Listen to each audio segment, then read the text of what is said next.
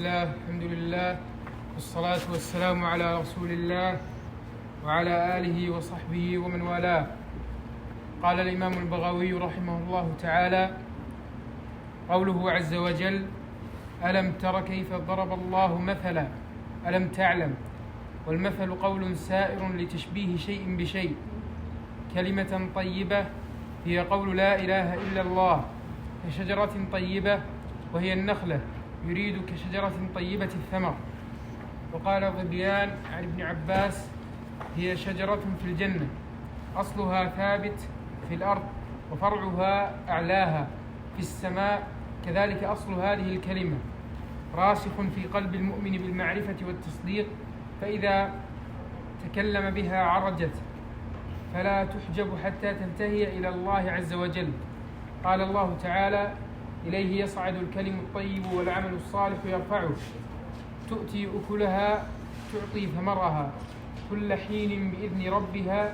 والحين في اللغة هو الوقت، وقد اختلفوا في معناه هنا، فقال مجاهد وعكرمة: الحين هنا سنة كاملة، لأن النخلة تثمر كل سنة. وقال سعيد بن جبير وقتادة والحسن: 6 أشهر من وقت إطلاعها إلى صرامها. وروي ذلك عن ابن عباس رضي الله عنهما. وقيل 4 أشهر من حين ظهورها إلى إدراكها. وقال سعيد بن المسيب: 2 شهران من حين تؤكل إلى حين الصرام. إلى حين الصرام. وقال الربيع بن أنس: كل حين أي كل غدوة وعشية، لأن ثمر النخل يؤكل أبدا ليلا ونهارا، صيفا وشتاء، إما تمرا أو رطبا أو بسرا. كذلك عمل المؤمن يصعد أول النهار وآخره، وبركة إيمانه لا تنقطع أبدا، بل تصل إليه في كل وقت.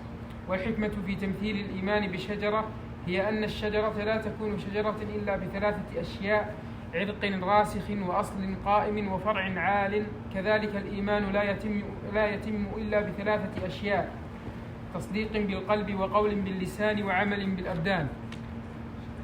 أخبرنا أبو عبد الله محمد بن الفضل الخرقي أنبأنا أبو الحسن علي بن عبد الله الطيسفوني أنبأنا عبد الله بن عمر الجوهري. أخبرنا أحمد بن علي الكشميهني حدثنا علي بن حجر حدثنا إسماعيل بن جعفر حدثنا عبد الله بن دينار أنه سمع ابن عمر رضي الله عنهما يقول: قال رسول الله صلى الله عليه وسلم: إن من الشجر شجرة لا يسقط ورقها، وإنها مثل المسلم، فحدثوني ما هي. قال عبد الله: فوقع الناس في شجر البوادي، ووقع في نفسي أنها النخلة فاستحييت، ثم قالوا: حدثنا ما هي يا رسول الله؟ قال: هي النخلة.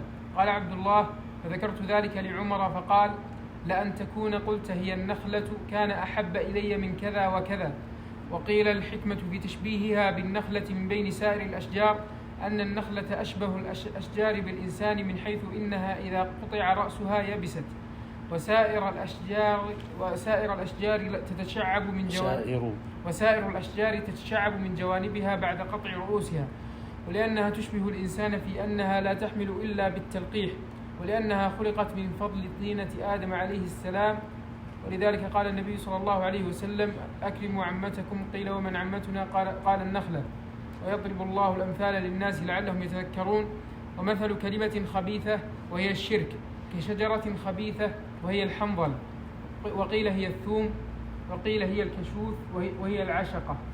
اجتثت يعني قلعت من فوق الأرض، ما لها من قرار ثبات، معناه ليس لها أصل ثابت في الأرض ولا فرع صاعد إلى السماء. كذلك الكافر لا خير فيه ولا يصعد له قول طيب ولا عمل صالح. قوله تعالى: يثبت الله الذين آمنوا بالقول الثابت، كلمة التوحيد، وهي قول لا إله إلا الله، في الحياة الدنيا يعني قبل الموت، وفي الآخرة يعني في القبر. هذا قول أكثر أهل التفسير. وقيل في الحياة الدنيا عند السؤال في القبر، وفي الآخرة عند البعث، والأول أصح. أخبرنا عبد الواحد بن أحمد المليحي أنبأنا أحمد بن عبد الله النعيمي. أخبرنا محمد بن يوسف حدثنا محمد بن إسماعيل حدثنا أبو الوليد حدثنا شعبة. أخبرني علقمة بن مرثد قال: سمعت سعد بن عبيدة عن البراء بن عازب رضي الله عنه أن رسول الله صلى الله عليه وسلم قال: المسلم إذا سئل في القبر يشهد أن لا إله إلا الله وأن محمدا رسول الله، فذلك قوله تعالى: يثبت الله الذين آمنوا بالقول الثابت في الحياة الدنيا وفي الآخرة. أخبرنا إسماعيل بن عبد القاهر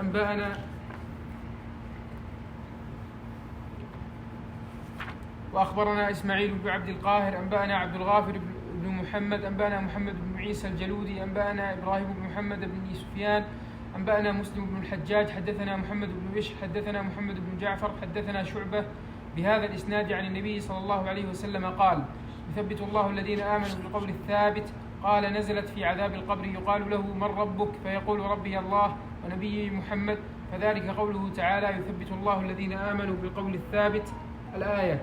أخبرنا عبد الواحد المليحي أنبأنا أحمد بن عبد الله النعيمي أخبرنا محمد بن يوسف حدثنا محمد بن إسماعيل حدثنا عياش بن الوليد حدثنا عبد الأعلى حدثنا سعيد عن قتادة عن أنس بن مالك رضي الله عنه أنه حدثهم أن رسول الله صلى الله عليه وسلم قال: إن العبد إذا وضع في قبره وتولى عنه أصحابه إنه ليسمع قرع نعالهم أتاه ملكان فيقعدانه فيقولان: ما كنت تقول في هذا الرجل؟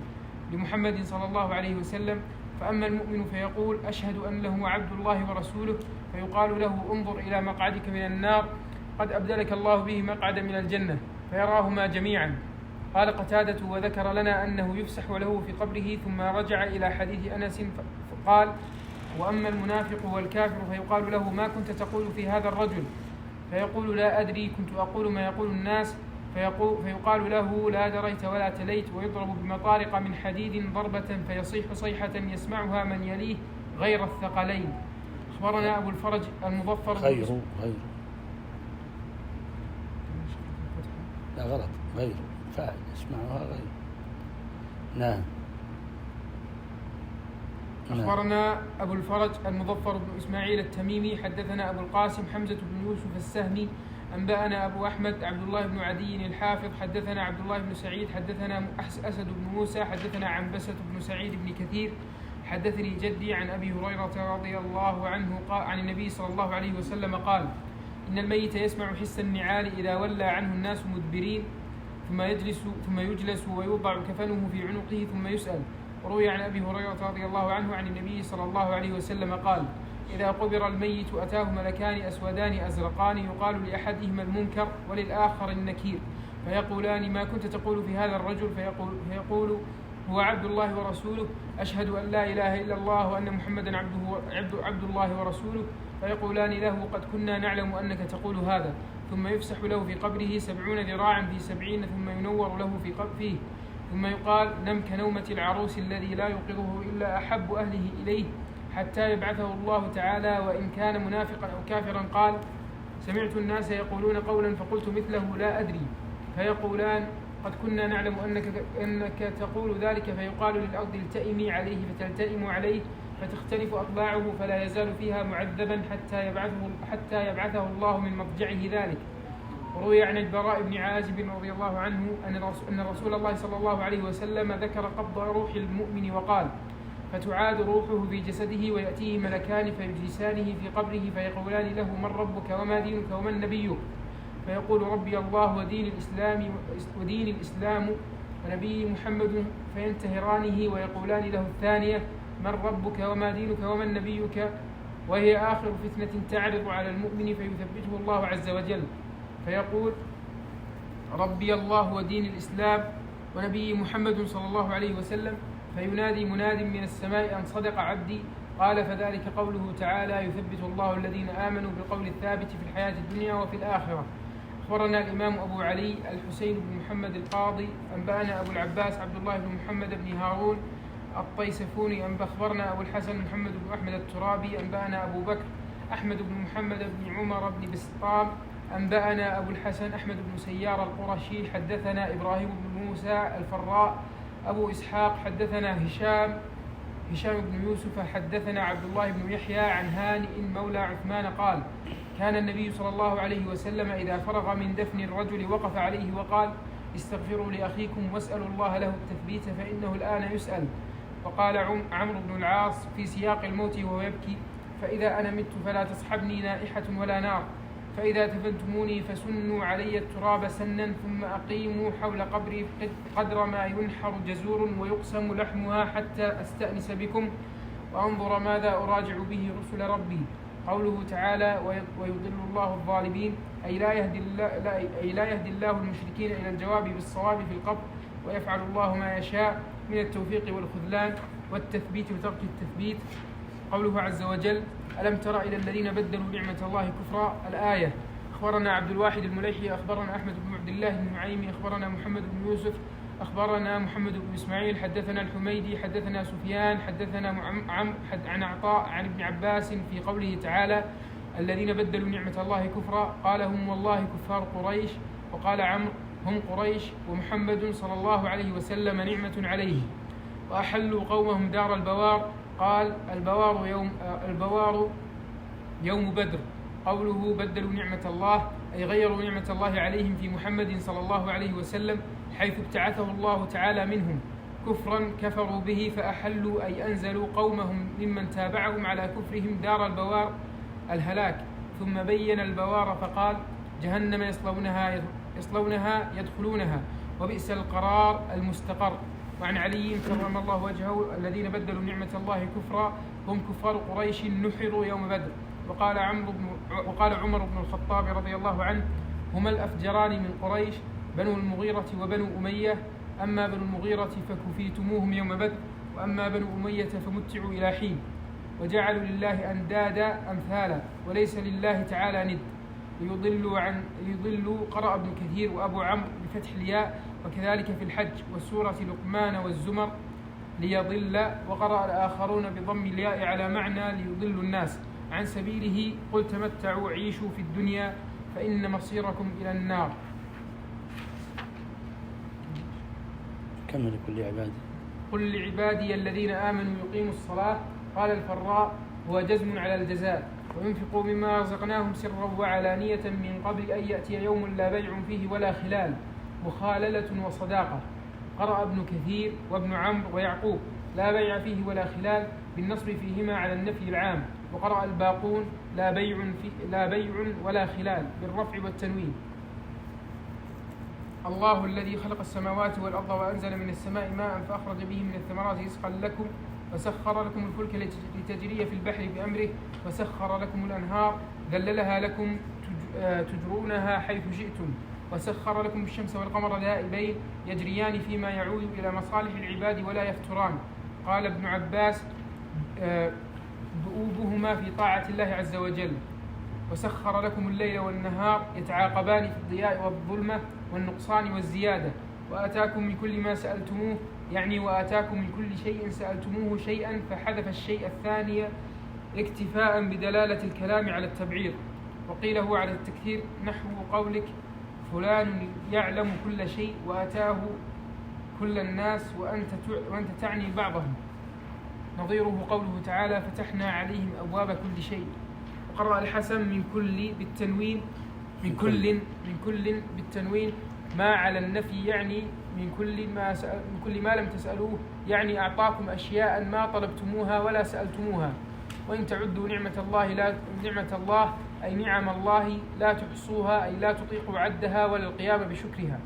إن الإنسان لظلوم كفار أي ظالم لنفسه بالمعصية كافر بربه عز وجل في نعمته. وقيل الظلوم الذي يشكر غير من أنعم عليه والكافر من يجحد منعمه.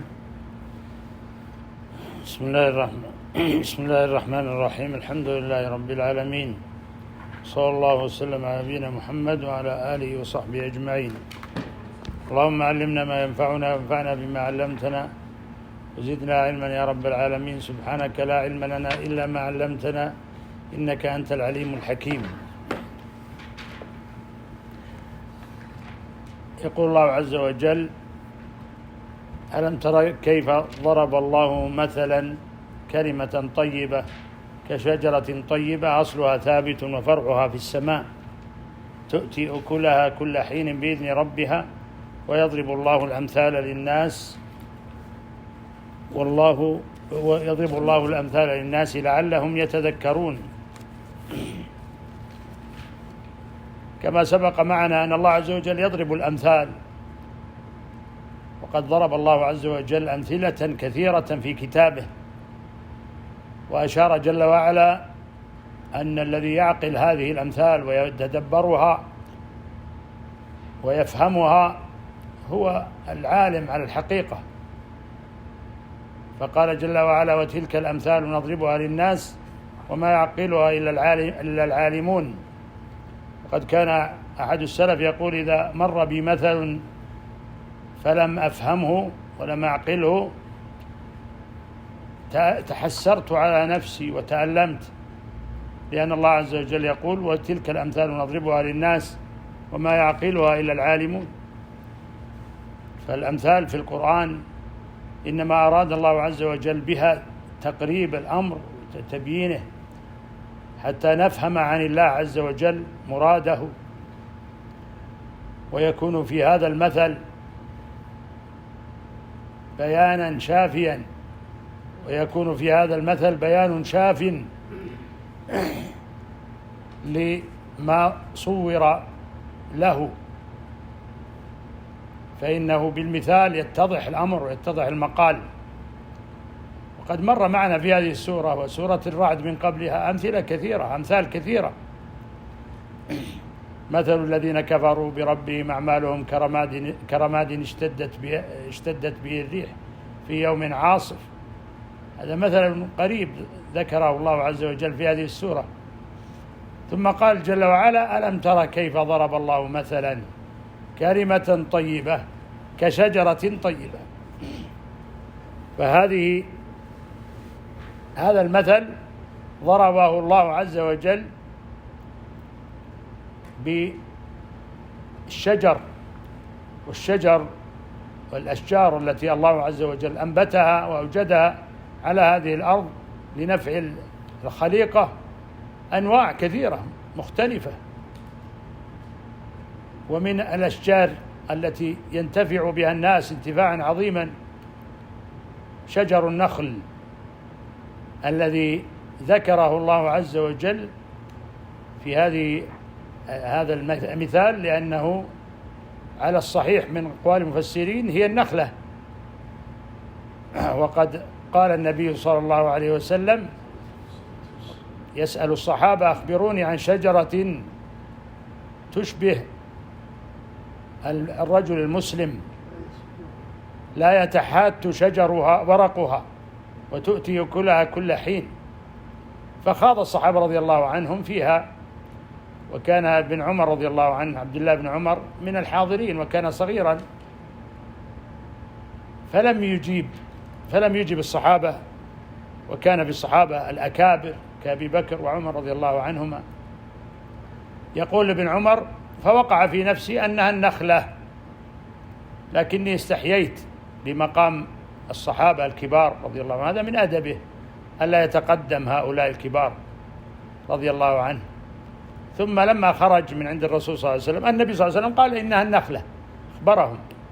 فقال ابن عمر لأبيه رضي الله عنهما: إنه قد وقع في نفسي أنها النخلة، ولكني استحييت لما رأيتك، يعني يا أبتي، ورأيت أبا بكر. وهذا الدليل على أن الصحابة رضي الله عنهم جميعا يعظمون الشيخين أبا بكر وعمر، وهما حق التعظيم والتكريم، لأنهما لهم المقام والفضل العظيم في السابقة الكبيرة في الإسلام، وهما وزير النبي صلى الله عليه وسلم. وكثيرا ما يأتي في الحديث: جاء النبي صلى الله عليه وسلم وأبو بكر وعمر، وذهب النبي صلى الله عليه وسلم وأبو بكر وعمر.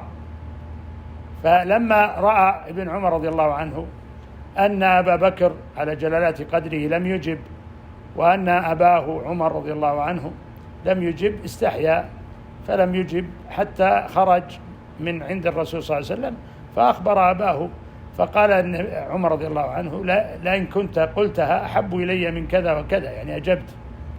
هذا يدل على محبة الصحابة رضي الله عنهم أن يفقه أبنائهم القرآن ويعلموا ما فيه من الآيات والأمثال وما يأتي به من النبي صلى الله عليه وسلم من الأمثال. فإن النبي صلى الله عليه وسلم ضرب هذه المثل وهو تفسير لهذه الآية: ألم ترى كيف ضرب الله مثلا كلمة طيبة كشجرة طيبة أصلها ثابت وفرعها في السماء. كما سبق الكلام أن هذه الشجرة التي هي شجرة النخل ذكرها الله عز وجل في آيات، ومنها الآيات التي سبقت في سورة الرعد. مش الآية؟ ونخيل صنوان وغير صنوان، هذا النخيل تسقى بماء واحد ونفضل بعضها على بعض في الأكل، فهي أنواع مختلفة الله عز وجل يفضل بعضها على بعض في الأكل. وهذه الشجرة الكريمة التي هي مثل المؤمن وصفها الله عز وجل بصفات خاصة، فوصفها بأنها طيبة، وهذا الطيب يستلزم أنها طيبة في كل أجزائها، وكل ما فيها فهو طيب. والمتأمل سبحان الله لهذه النخلة يجد أن الناس يستفيدون من كل أجزائها، فلا يفوت منها شيء إلا ويستفيد منه. وهذا لما حبى الله عز وجل هذه الشجرة من الطيب التي ضرب بها المثل بالمؤمن والمسلم الصالح، فكان من أوصافها أنها طيبة، ومن أوصافها أن أصلها ثابت، فهي متجذرة في الأرض، لها أصل في الأرض ثابت، ولها فرع في السماء سامق. وعادة الارتفاع يستدعي السقوط، لكن لما كانت رفيعة الحال والقدر الله عز وجل ثبتها بهذه الجذور الدقيقة الكثيرة. ولعلكم رأيتم جذور النخل فإنها لا تشبه الجذور الأخرى، فهي جذور كثيرة ومتماسكة، ومن عالج قلع النخل عرف ثباتها، فهي ثابتة ثبوتا عجيبا، لأن الله عز وجل جعلها بهذه الحال وضرب بها مثلا للمؤمن بأنها ثابتة في الأرض، والمؤمن أيضا يثبته الله عز وجل كما قال جل وعلا في الآية التالية: يثبت الله الذين آمنوا بالقول الثابت. فهي ثابتة وفرعها في السماء. وهذا الارتفاع أيضا يبعدها عن الأرض وعفوناتها، فكلما سمقت الشجرة كلما بعدت عن ما يقذرها ويشوبها من الأرض، فالمرتفع دائما يرتفع عن مثل هذه. فأراد الله عز وجل أن تكون النخلة بهذا السموق وهذا العلو وهذا الطيب، فثمرها طيب وشجرها طيب وورقها لا يتحات فيؤذي، لا يتحات ورقها، هذه صفات خاصة، وجميع أجزائها نافع. وكذلك المؤمن فإنه أينما وقع نفع، فهو نافع له ولغيره. أما المنافق والكافر فهو ضار لنفسه ولغيره. فضرب الله عز وجل بهذا المثل البليغ المؤمن: ألم تر كيف ضرب الله مثلا كلمة طيبة كشجرة طيبة أصلها ثابت وفرعها في السماء. وهنا نقف موقفا إعرابيا. فما إعراب مثلا ضرب الله مثلا؟ ما إعراب كلمة طيبة ضرب الله مثلا كلمة؟ ما إعرابها؟ ما إعراب كلمة طيبة؟ لا بد أن نعرف الإعراب، لأن الإعراب فرع عن المعنى كما يقول النحاة، فإذا عرفنا الإعراب عرفنا المعنى.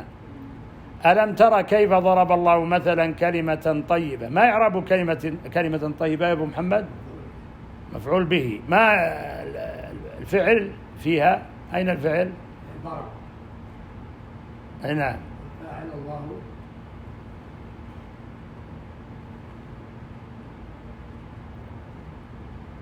طيب، ومثلا ما إعرابها؟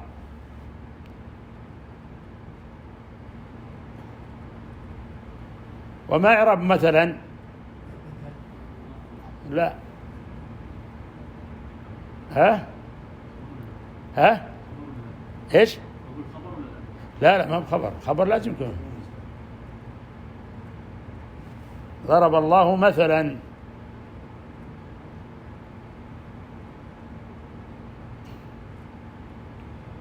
تمييز ما بعده نعت طيبة نعت مثلا مفعول أول. نعم.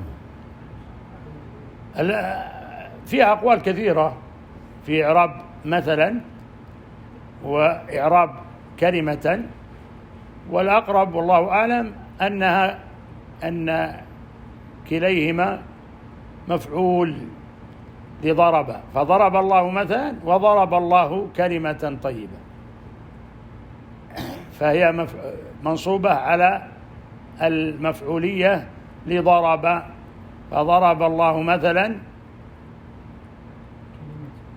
كلمة طيبة، هذا الأقرب والله أعلم. ضرب الله مثلا كلمة طيبة كشجرة طيبة أصلها ثابت وفرعها في السماء، فمن صفاتها أنها طيبة، ومن صفاتها أنها إيش؟ أصلها ثابت.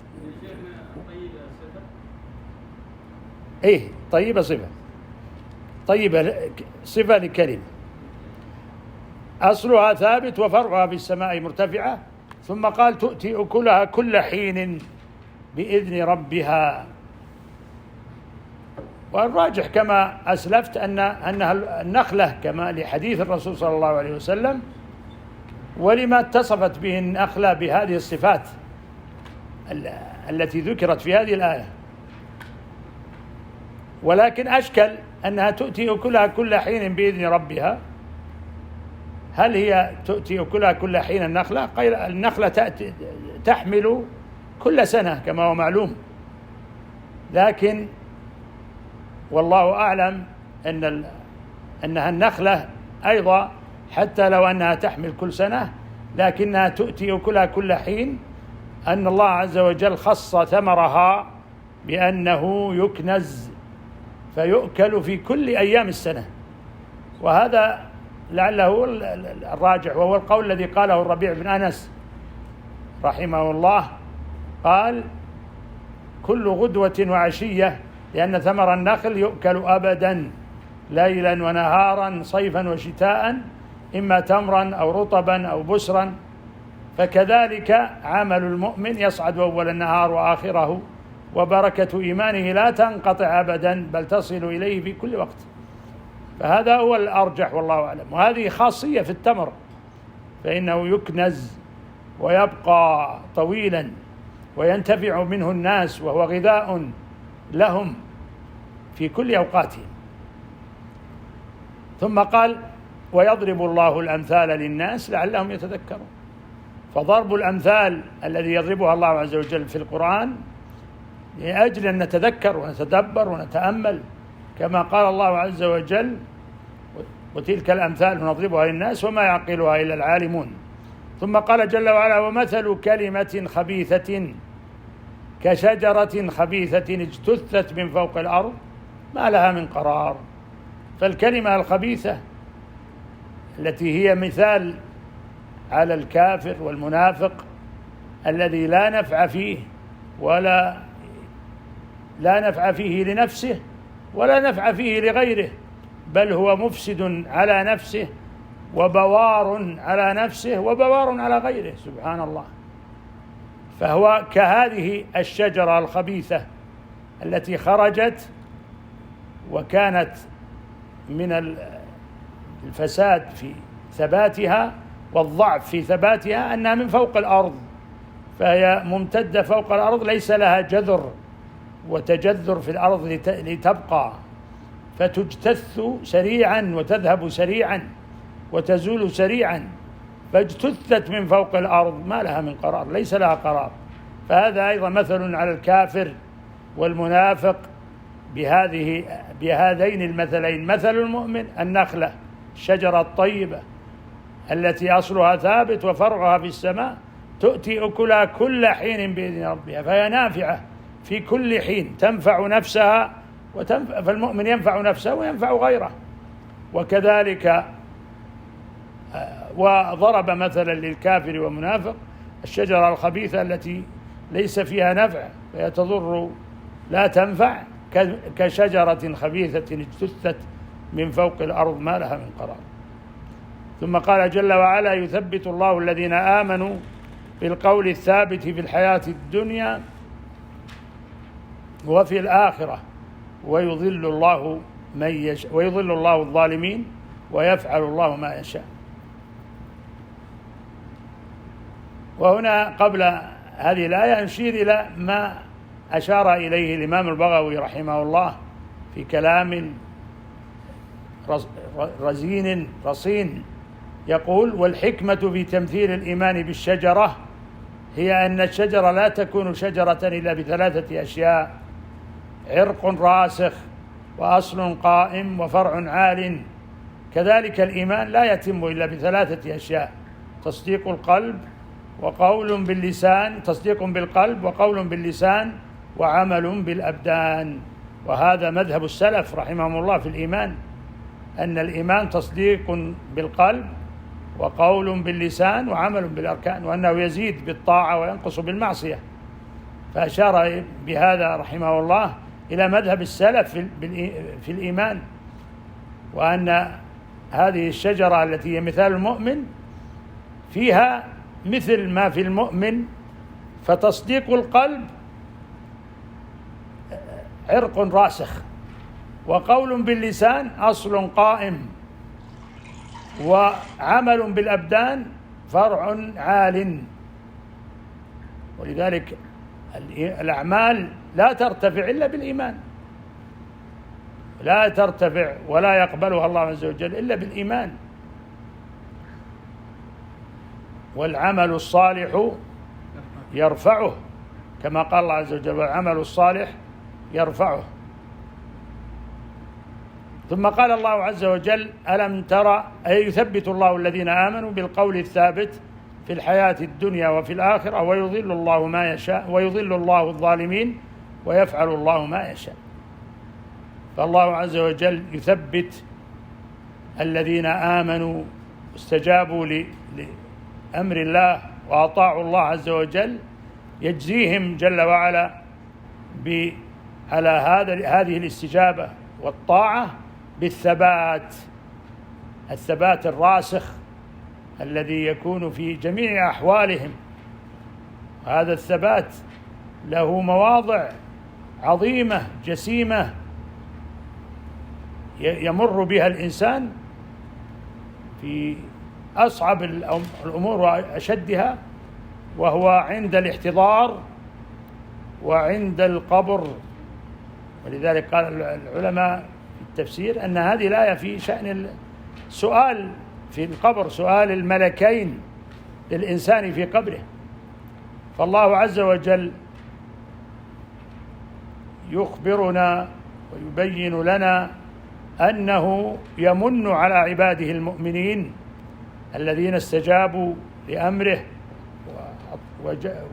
واستجابوا لما أمر به رسوله صلى الله عليه وسلم، واستجابوا للهدى الذي جاء به الرسول صلى الله عليه وسلم، فإن الله عز وجل يثبتهم.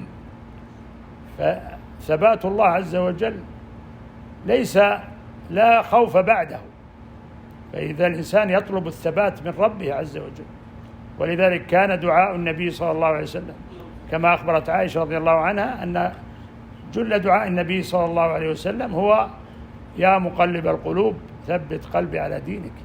فكان يلهج النبي صلى الله عليه وسلم بهذا الدعاء كثيرا، فينبغي لنا يا إخواني أن نلهج بهذا الدعاء، أن نطلب من ربنا الثبات في الحياة وفي الممات. فنقول كما قال النبي صلى الله عليه وسلم وكما دعا رسول الله صلى الله عليه وسلم: يا مقلب القلوب ثبت قلوبنا على دينك، يا مصرف القلوب صرف قلوبنا على طاعتك. فإن الله عز وجل هو الذي يثبت.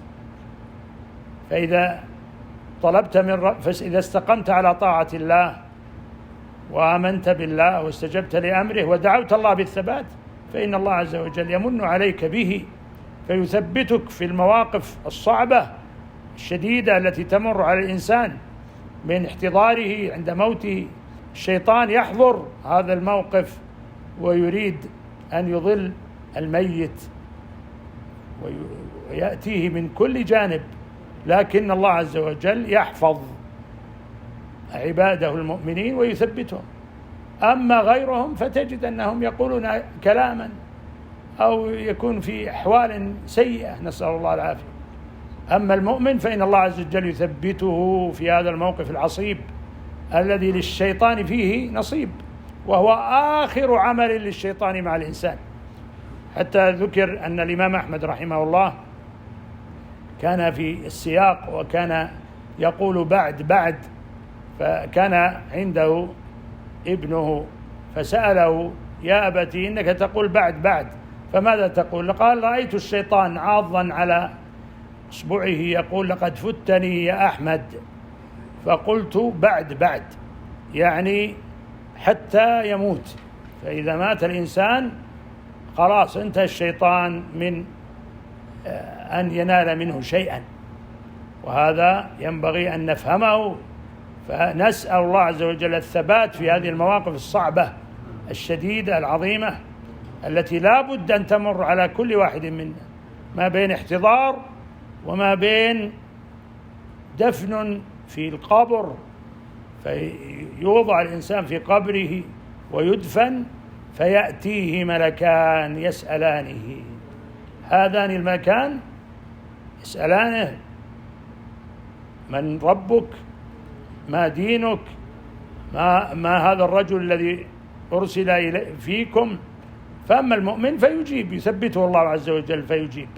فليست الإجابة بالحفظ كما هي في الدنيا، وإنما الإجابة بتثبيت الله عز وجل. أما المؤمن فيجيب فيقول: ربي الله ودين الإسلام ومحمد رسول الذي أرسله الله إلينا، فآمنا به وصدقناه وعلمنا أن ما جاء به حق من عند الله. هكذا يقول المؤمن إجابة على هذه الأسئلة التي يسأل الإنسان ويمتحن فيها في القبر عند أول ما يوضع في القبر. فالمؤمنون يثبتهم الله عز وجل في هذه المواضع العصيبة. وأما المنافق والكافر فيقول: ها لا أدري، سمعت الناس يقولون قولا فقلت، يعني ليس عنده، لا يستطيع أن يجيب الإجابة حتى لو حفظها. فليست المسألة بالحفظ وإنما بالعمل. فمن كان عاملا مطيعا لله عز وجل ثبته الله عز وجل. فيقول الله عز وجل: يثبت الله الذين آمنوا بالقول الثابت في الحياة الدنيا وفي الآخرة، يعني في الحياة الدنيا في ما داموا أحياء. ومن ضمن المواقف العصيبة في الحياة الدنيا قبيل انتهاء الإنسان منها هو موقف الاحتضار. وفي الآخرة وأولها إيش؟ القبر. أول الآخرة، منازل الآخرة القبر. ولذلك كان عثمان رضي الله عنه الصحابي الجليل ذو النورين رضي الله عنه وارضاه، كان إذا ذكر القبر عنده بكى، يبكي بكاء شديدا. فسئل: يا أمير المؤمنين، تذكر الجنة والنار عندك فلا تبكي، فإذا ذكر القبر بكيت.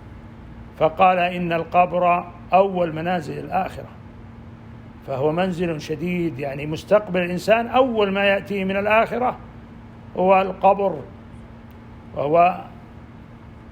وإن كان في البرزخ بين الدنيا والآخرة إلا أنه آخرة، باعتبار أنه انتهت الدنيا بالنسبة للإنسان حينما يموت. ولذلك إذا مات الإنسان قامت قيامته، انتهى خلاص. فيثبت الله الذين آمنوا بالقول الثابت في الحياة الدنيا وفي الآخرة، ويضل الله الظالمين ويفعل الله ما يشاء. فالله عز وجل يثبت المؤمنين في هذه المواضع الصعبة الشديدة، ويضل الظالمين فلا فلا يستطيعون أن يجيبوا في الامتحان الشديد الذي الله عز وجل جعله في القبر.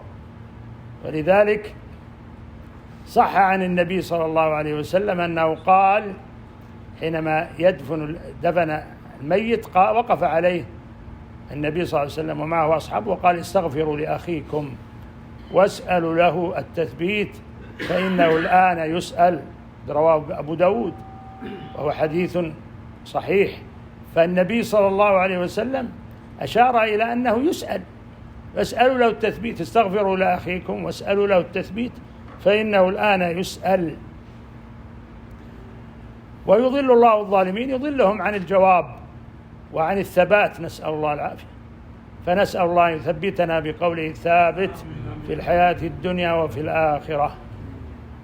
ثم قال الله عز وجل: ألم تر إلى الذين بدلوا نعمة الله كفرا وأحلوا قومهم دار البوار جهنم يصلونها وبئس القرار. والله عز وجل يشير بهذا بالذين بدلوا نعمة الله كفرا وأحلوا قومهم دار البوار، يعني هذه الآية تشمل كل من اتصف بهذه الصفة. وأول من اتصف بهذه الصفة وتقع عليه هذه الصفة هم قريش، كفار قريش، الذين من الله عليهم بهذا النبي الكريم منهم ويأتيهم بالهدى والحق، ومن عليهم بأن جعلهم سدنة لبيته الحرام، ومن عليهم بهذه البيت. أولم يروا أن جعلنا حرما آمنا ويتخطف الناس من حولهم. الله عز وجل يمن عليهم بهذا. ومع هذه المنة العظيمة التي من الله عز وجل بها عليهم وأنعم بها عليهم وأكرمهم، فاختار منهم من العرب رسولا. وقد كانت بنو إسرائيل وهم اليهود كانوا يحسبون أنه يخرج منهم، إذ أن أكثر كل الأنبياء قبل النبي صلى الله عليه وسلم كانوا من بني إسرائيل، لكن الله عز وجل اختاره من العرب ومن قريش ومن عليهم بهذه المنة وبهذه النعمة، فقابلوها بالكفران وبدلوها كفرا، بدلوا نعمة الله كفرا وأحلوا قومهم دار البوار.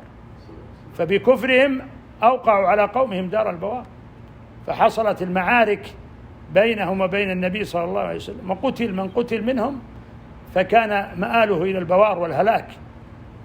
فقال بعدها جل وعلا: جهنم يصلونها وبئس القرار.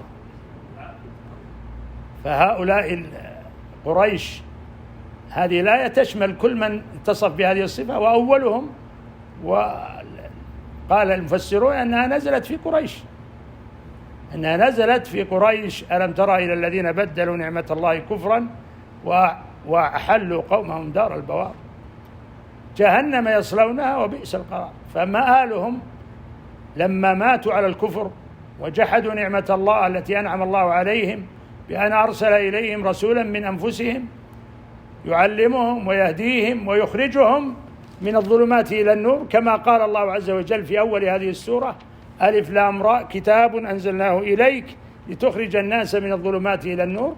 لكنهم لم يستجيبوا ولم يعرفوا هذه النعمة العظيمة وبدلوها بالكفر، فأشار الله إليهم بقوله: ألم تر إلى الذين بدلوا نعمة الله كفرا وأحلوا قومهم دار البوار جهنم يصلونها وبئس القرار. ونقف على قوله: وجعلوا لله أندادا. بالله التوفيق، صلى الله وسلم على نبينا محمد.